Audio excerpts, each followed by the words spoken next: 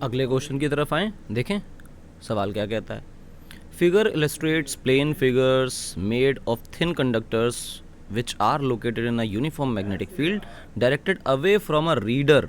मतलब जो रीड कर रहा है आपसे अवे, अवे का मतलब इनवर्ड द स्क्रीन, जो आप स्क्रीन पे देख रहे हो परपेंडिकुलर इनवर्ड मैग्नेटिक फील्ड है, तो मतलब बी फील्ड की जो डायरेक्शन है this is something like this. अच्छा, कोई दिक्कत नहीं। The magnetic induction starts diminishing, लगातार फील्ड कम होने लग जाती है, तो हमने कहा ठीक है होने दो कम, लगातार फील्ड कम हो रही है, B field decreases. Find how the current induce in these loops are directed. कोई दिक्कत नहीं, पहले वाले को देखो, मैं ए पार्ट को देख रहा हूँ। ए पार्ट में ऐसा कुछ बना हुआ है, ये डायामीटर है, भाड़ में जाए। फील्ड अंदर कम हो रही है, तो लेंस लॉ क्या कहता है कि करंट ऐसे फ्लो होगा कि उस कॉज को अपोज करे जिस कॉज ने उसको जनरेट किया है। अंदर के फील्ड कम होने ने उसको जनरेट किया है, तो अंदर फील्ड बढ़ाना चाहेगा करंट। राइट हैंड रूल लगाइए, तो अंदर फील्ड जो जनरेट करेगा करंट, अगर क्लॉकवाइज करंट फ्लो करता है तो पक्का पक्का अंदर की तरफ करंट जनरेट करेगा। और इस वाले वायर में कोई करंट जनरेट नहीं होगा, क्योंकि इस वाले वायर की वजह से जो फील्ड होगी वो इसको कर्ल करेगी, और एक तरफ अंदर और इस तरफ बाहर फील्ड जनरेट होगी, जिसका कोई लॉजिक नहीं है। फ्लक्स जो है वो ऐसे करंट जनरेट करेगा कि वो चेंज इन फ्लक्स को अपोज करे, तो सिर्फ और सिर्फ बाहर वाली जगह पर तो करंट जनरेट होगा, अंदर कोई करंट जनरेट नहीं होगा। सरकमफ्रेंस पे होगा, डायमीटर पे कोई करंट नहीं। ए पार्ट हो गया हमारा ये। अगला देखें इस वाले पार्ट को, बी पार्ट को देखें, तो बी पार्ट क्या कह रहा है, कुछ इस तरह की चीज़ है, और क्लोज्ड कॉइल है, कोई इशू नहीं है। क्लोज्ड कॉइल में कैसे करंट बहेगा, तो मेरे हिसाब से बाहर वाले में तो पक्का पक्का ऐसे करंट बहेगा, ठीक, बाहर वाले में करंट ऐसे ही बहेगा, अंदर वाले में करंट नहीं आएगा, ठीक, ध्यान रखें। अंदर वाले में करंट क्यों नहीं आएगा, इसलिए कि अगर अंदर वाले में करंट ऐसे बहा तो फिर ये करंट क्या करेगा, उतनी ही फील्ड बाहर की तरफ जनरेट करेगा, और ये वाला उतनी ही फील्ड अंदर जनरेट करेगा, तो कैंसिल आउट हो जाएगा सारे कहानी। इसका मतलब ये है कि अंदर कोई करंट नहीं और बाहर वाले में करंट बहेगा। विचित्र चीज़ है पर होगा यही। अच्छा सी, ये बी हो गया। सी को देखें, सी क्या कह रहा है। सी में पक्का पक्का यहाँ तो ऐसे करंट जनरेट होगा, चलो बना देते हैं।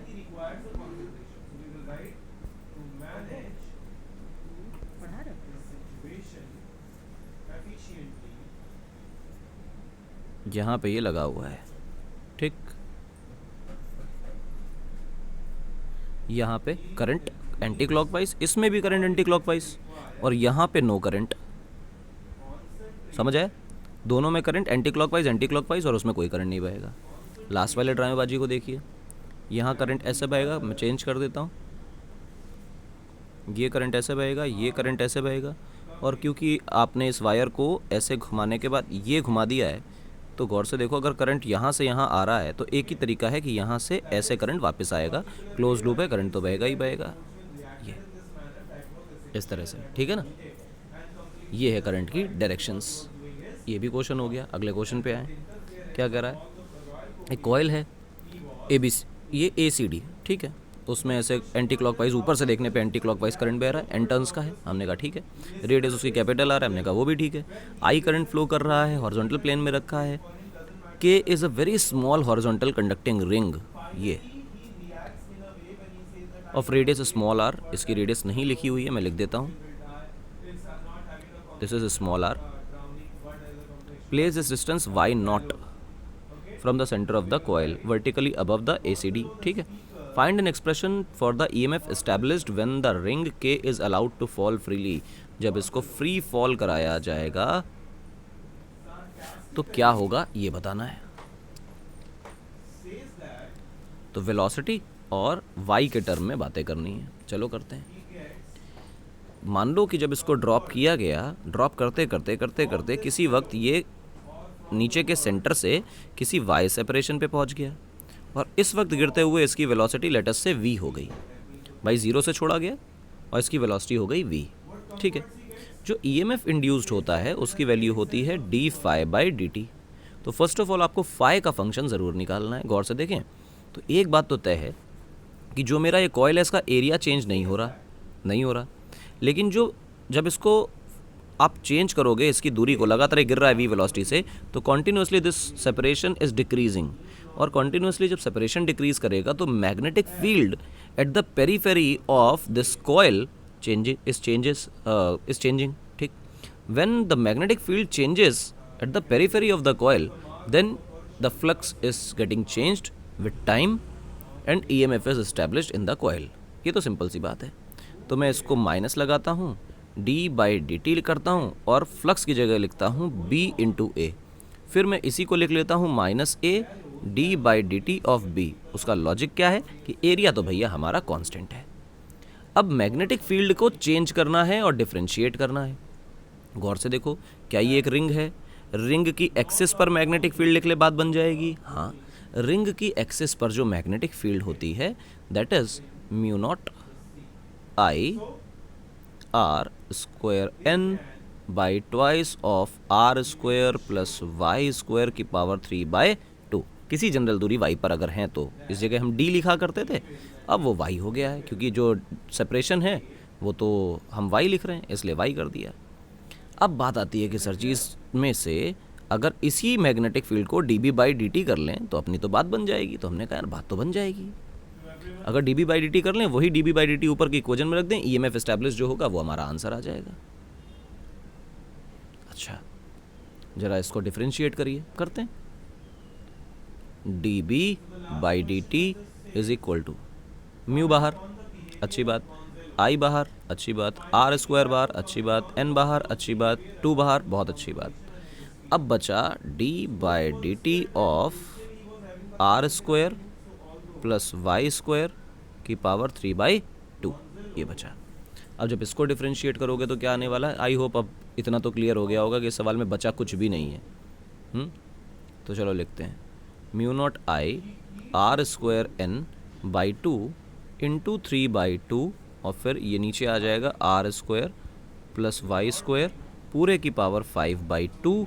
और फिर अब इस पूरे को डिफरेंशिएट कर चुके हैं आप, तो ये नीचे आ जाएगा और फिर आप अंदर जाएंगे. आर स्क्वायर का डिफरेंशिएशन 0 कांस्टेंट है, वाई स्क्वायर का डिफरेंशिएशन जो है बेटा वो आएगा 2y.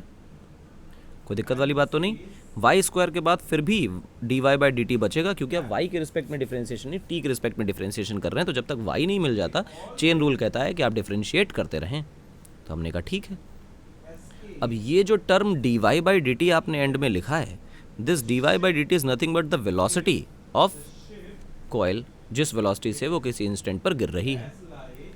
तो बहुत अच्छी बात है ये तो हमारे लिए. अब देखो, इस 2 से इस 2 को कैंसिल कर दो तो भी अच्छी बात है. बना क्या बेटा हमारे पास? 3 बाहर, mu not I R square N by 2, ठीक. और ये बचा सिर्फ y और ये बचा v, तो मैं y और v को ऊपर लिख लेता हूँ और फिर ये टर्म जो है इसको नीचे लिख लेता हूँ, that is R square plus Y square raise to power 5/2. ये है मेरा dB/dt. जब मुझे dB/dt पता है तो ऊपर की वैल्यू यार रख दो, बात खत्म हो गई है ना. अच्छा, एक चीज़ और कि यहाँ माइनस आएगा डिफरेंशिएट करने के बाद. मैंने माइनस लगाया नहीं, क्योंकि वो पावर 3/2 जो ऊपर ले आया मैं, उसकी पावर यहाँ माइनस थी. तो ये जो 3/2 है वो बेसिकली इस माइनस के साथ आया है, ठीक. What is my EMF? My EMF is nothing but minus times a dB/dt. तो पुट कर दीजिए भाई, क्या होगा वैल्यू, पुट करिए. माइनस माइनस तो बेटा प्लस हो जाएगा, तो कहानी ख़त्म हो गई. 3 mu not I into R square capital N/2, ठीक, Y V by R square plus Y square whole raise to power 5/2 into A. ये तुम्हारा EMF हो गया. करंट पूछे रेजिस्टेंस से डिवाइड कर दो, चार्ज पूछे ΔΦ/ΔT कर दो. आंसर है. बहुत आसान सवाल है, कठिन नहीं है. डिफरेंशिएट करना आना चाहिए. डिफरेंशिएशन नहीं आया तो कुछ भी नहीं आया, फिर तो सवाल ही नहीं लगेगा. क्वेश्चन नंबर 12 क्या कह रहा है? A closed circular loop of 200 turns of mean diameter 50 centimetres and having a coil total resistance of 10 ohm is placed with its plane at the right angle to magnetic field of strength इतने Tesla. Calculate the quantity of electric charge passed through it when the coil is turned through 180 degrees about an axis on its plane. इसको जब घुमाया जाएगा तो कितना flux change हो जाएगा, इस बारे में बात की जा रही है। तो सबसे पहले तो हमें पता है कि जो चार्ज फ्लोन की वैल्यू होती है वो delta phi by delta T होती है। तो हमने कहा ठीक है, कोई दिक्कत नहीं है, कितना चार्ज फ्लो करेगा और कितने सेकंड में बोला गया है। सेकंड तो बोला ही नहीं गया कहीं, तो ठीक है, कोई दिक्कत नहीं है। हम 5 सेकंड, 10 सेकंड, 20 सेकंड जो मर्जी उससे आंसर निकाल लेते हैं, कोई परेशानी नहीं। गौर से देखो, सर्कुलर लूप है, 200 टर्न्स का है। कितना फ्लक्स कभी जा रहा होगा, कितना फ्लक्स जा रहा होगा, उसका एक सिंपल लॉजिक गौर से देखो। मान लो कि ये फ्लक्स है, हमने कहा ठीक है, ये मतलब अपना कॉइल है, ये है मैग्नेटिक फील्ड की दिशा, तो हमने कहा ठीक है, इसको अंदर की तरफ ऐसे ऐसे ऐसे ऐसे मार कर लो, इसको इस प्लेन पर रोटेट करा लो। हमें कैसे पता यही प्लेन है? कह रहा है कि it is rotated about through 180 degrees about an axis in its plane. इसके प्लेन पे जो एक्सिस है, एक एक्सिस होती है जो प्लेन के परपेंडिकुलर होती है ऐसे, और एक एक्सिस है उसके प्लेन पर है ऐसे, इस पे रोटेट कर रहा है। कितना रोटेट कर रहा है? 180 डिग्रीज। तो गौर से सोचो, एक प्लेन ये है, इधर की सरफेस 1, इधर की सरफेस 2। जब आप इसको 180 डिग्रीज रोटेट करा दोगे तो इधर सरफेस 2 आ जाएगी, इधर सरफेस 1 आ जाएगी। पर समझे ना, दोनों ही केसेस आइडेंटिकल ही रहने वाले हैं 180 डिग्री रोटेशन के लिए। तो शुरुआत का जो फ्लक्स है φ1, उसकी वैल्यू होगी बेटा b इंटू ए, ठीक। और जो वैल्यू φ2 की होगी वो होगी b इंटू ए, पर क्योंकि आपने एरिया वेक्टर एक बार बाहर की तरफ माना था और उसको आप रोटेट करा देंगे 180 डिग्री से, तो वो अंदर हो जाएगा, तो अंदर की डायरेक्शन निगेटिव हो जाएगी, जिसकी वजह से माइनस लग जाएगा। What is delta phi? तो डेल्टा फाई की जो वैल्यू होगी वो अपने आप से आ जाएगी माइनस टाइम्स 2b है। आप φ2 माइनस φ1 करिए तो ये आ जाएगा माइनस टाइम्स 2ba। अच्छा, अब what is delta Q? Delta Q is nothing but delta phi by delta T, और मैं ये करने जा रहा हूँ डेल्टा फाई की वैल्यू माइनस टाइम्स, अच्छा माइनस लगाओ ना लगाओ सब एक ही बातें हैं, क्योंकि मैं इसमें मॉड लिख देता हूँ, charge is a scalar number, तो मैं मॉड लिख देता हूँ। 2 into magnetic field 10 raise to minus 2 tesla. अच्छा, उसके बाद एरिया कितना लिखा जाएगा? एरिया लिखा जाएगा लूप का pi R square, mean radius 50 centimetre दे रखी है, तो मैं लिख देता हूँ पाई इंटू 50, और सेंटीमीटर है तो उसको मीटर में कन्वर्ट करें और फिर इसका स्क्वायर कर दें, पाई आर स्क्वायर हो गया। अच्छा, इन सब के बाद नंबर ऑफ टन से मल्टीप्लाई कराना ज़रूरी है, क्योंकि फ्लक्स तो 200 टन्स में चेंज हो रहा है, तो ये कर दिया।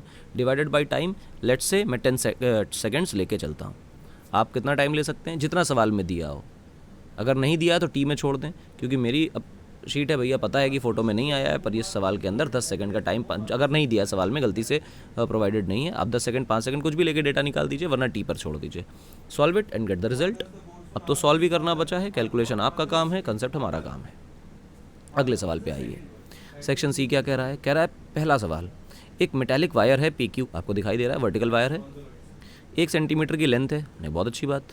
Move with the velocity of 2 metre पर second in the direction perpendicular to its length, जैसा डायग्राम में दिखाया गया, ये वायर है और अपनी लेंथ के परपेंडिकुलर इसकी वेलोसिटी है ये PQ। अच्छा, यूनिफॉर्म मैग्नेटिक फील्ड है 0.2 टेस्ला की, बहुत बढ़िया, और परपेंडिकुलर वेलोसिटी है मैग्नेटिक फील्ड के, यानी मैग्नेटिक फील्ड भी अंदर की तरफ है।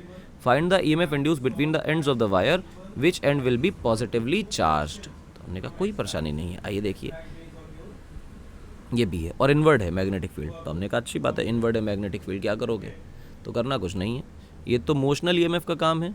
हाँ, तो इसका फॉर्मूला क्या होता है? VBL साइन थीटा, थीटा की वैल्यू 90 डिग्रीज दिखाई देती है, तो कॉमन सेंस है कि साइन थीटा 1 हो जाएगा। वेलोसिटी जो है वो दे रखी है 2 मीटर पर सेकेंड्स, और B की वैल्यू 0.2 टेस्ला दे रखी है, और उसके बाद लेंथ जो है 1 सेंटीमीटर है, 1 सेंटीमीटर का मतलब 10⁻² मीटर्स है। आप इसको पुट कर दीजिए, सॉल्व करिए तो क्या आने वाला है? सॉल्व करेंगे तो बेटा आपके पास जो आंसर आएगा वो आएगा 0.4 इंटू 10⁻²2 वोल्ट्स, ये आपके पास आंसर आया। अच्छा, और कौन सा हिस्सा पॉजिटिव कौन सा हिस्सा नेगेटिव चार्ज होगा? तो Q of V cross B करिए, तो जब V क्रॉस B आप करेंगे तो ऊपर पॉजिटिव चार्ज एक्यूमुलेट होगा, नीचे नेगेटिव चार्ज एक्यूमुलेट होगा। जहाँ पॉजिटिव एक्यूमुलेट होगा वो हायर पोटेंशियल पे होगा, जहाँ नेगेटिव चार्ज एक्यूमुलेट होगा वो लोअर पोटेंशियल पे होगा। अगर आप फील्ड को आउटवर्ड मानते हैं तो ऊपर नेगेटिव नीचे पॉजिटिव हो जाएगा। बड़ा आसान सा सवाल है। अगले सवाल की तरफ आ जाइए। अगला सवाल क्या कह रहा है? A metallic metre stick translates in a direction making an angle 60 degree with its length. मतलब जो भी इसकी लेंथ है उस लेंथ से 60 डिग्रीज पर इसकी वेलोसिटी है। तो हमने कहा बहुत अच्छी बात है यार। The plane of motion is perpendicular to the uniform magnetic field, मतलब फील्ड अंदर की तरफ है, परपेंडिकुलर है।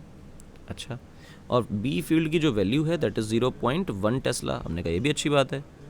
Find the EMF induce in the coil and between the ends of the rod if the speed of translation is 0.2 metre पर second. तो हमने कहा बहुत बढ़िया, सुंदर, अति सुंदर, कितना बढ़िया सवाल है। आइए देखिए, लेंथ कितनी दी है भाई साहब? लेंथ कितनी दी है? लेंथ कितनी दी है? लेंथ तो दी नहीं। अब मीटर स्टिक, मीटर स्टिक, तो लेंथ की वैल्यू जो है वो 1 मीटर है। बहुत बढ़िया। तो EMF का फॉर्मूला, ये तो फिर से मोशनल EMF का केस है, तो मोशनल EMF का फॉर्मूला होता है VBL साइन थीटा। V की वैल्यू जो दे रखी है वो 0.2 दे रखी है, B की वैल्यू 0.1 दे रखी है, L की वैल्यू 1 दे रखी है, साइन 60 डिग्री दे रखी है। कोई दिक्कत नहीं, सॉल्व करिए, आंसर आ जाएगा। इसमें क्या बचा? √3 × 10⁻⁻² वोल्ट्स, ये आपका आंसर। क्लियर? आई होप बहुत सिंपल है, आ गया होगा। अच्छा, आगे बढ़े। आज के दिन का आखिरी सवाल। सर्कुलर कंडक्टिंग रिंग है, रेडियस है छोटा r, ट्रांसलेट कर रहा है अपने प्लेन में कांस्टेंट वेलोसिटी v के साथ, यूनिफॉर्म मैग्नेटिक फील्ड है, b एग्जिस्ट कर रही है, स्पेस में direction perpendicular to the plane of the ring. तो सबसे पहले बनाओ एक रिंग को, उसके बाद इस रिंग को ऐसे करके चलाओ v वेलोसिटी से, b फील्ड को कहो कि परपेंडिकुलर टू द रिंग रखी हुई है और b फील्ड कांस्टेंट है। तो हमने कहा बहुत अच्छी बात, करो कांस्टेंट, हमें क्या परेशानी है। कह रहा consider a different pairs of diametrically opposite points on the ring. तो हमने कहा डायमीटर बनाने, एक डायमीटर ऐसे बनाओ, एक डायमीटर ऐसे बनाओ, इनको नाम दो। मैंने ऊपर वाले को A, इधर वाले को B, ये C, इसको D नाम दिया। फिर क्या कह रहा है? Between which pair of points is the EMF maximum. किसके बीच में EMF मैक्सिमम होगा, तो पता कर लेते हैं।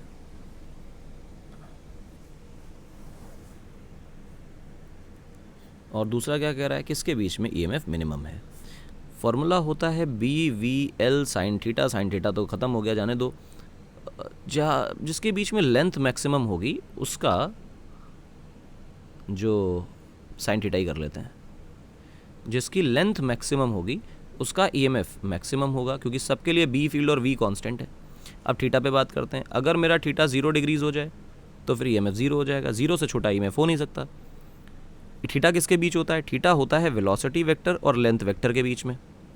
गौर से देखिए, और एक बात हम सीख चुके हैं कि जब भी EMF निकाला जाता है that EMF depends only on the line joining the two points. जिन पॉइंट्स के बीच में मुझे EMF निकालना है, अब ये असली कंडक्टर के शेप का फ़र्क नहीं पड़ता। अगर ये A पॉइंट और B पॉइंट के बीच मुझे EMF निकालना है तो इन दोनों के बीच जो लीनियर सेपरेशन है उसी लेंथ को हम लेंथ बोला करते थे। इस फॉर्मूले के अंदर वही आती थी। तो एक बात तो क्लियर है कि B और D की लाइन ज्वाइनिंग ये बन रही है, यानी इन एंड्स का जो L है वो ये है और L वेक्टर इधर हो गया, V वेक्टर भी इधर ही है। तो B और D के लिए थीटा की वैल्यू कितनी है? 0। तो फिर EMF इंड्यूस भी कितना होगा? 0। और यही क्या होगा? मिनिमम। ये है सेकंड क्वेश्चन का आंसर। और फर्स्ट क्वेश्चन का आंसर मैक्सिमम EMF निकालना है, तो ये एक देखो A और C की बातें करो। सबसे पहले तो 2R हो गया। दूसरी बात, वेलोसिटी कैसे है? ऐसे। क्या वेलोसिटी परपेंडिकुलर है? हाँ। थीटा की वैल्यू 90 है, थीटा की वैल्यू 90 होते ही साइन थीटा मैक्सिमम हो जाएगा। तो जो EMF की वैल्यू आएगी वो आएगी B × V, और L की जगह हमें लिखना चाहिए 2R, क्योंकि वो रेडियस की जगह डायमीटर हो गया है, इंटू साइन थीटा की वैल्यू हो जाएगी 1, थीटा 90 है। बस काम ख़त्म। अब सवाल में क्या क्या दे रखा है? कुछ भी V वेलोसिटी, कुछ भी जो भी डेटा दे दे, डेटा में पुट करिए, आंसर पाइए। वैसे डेटा दिया नहीं है तो इसी में आंसर निकालना। BV × 2R is the correct answer. और ये आंसर जो है वो मैक्सिमम EMF इंड्यूस्ड का है। दो बातों पर ध्यान देना है कि मैक्सिमम लेंथ चूज़ करनी है and that maximum length must be perpendicular to the velocity. ठीक, यानी L साइन थीटा पे फोकस करना है। आज की कथा यहाँ पर रुक जाती है। इसके बाद हम D सेक्शन से लेके आई होप F सेक्शन तक कंप्लीट करेंगे रात में। तब तक के लिए धन्यवाद।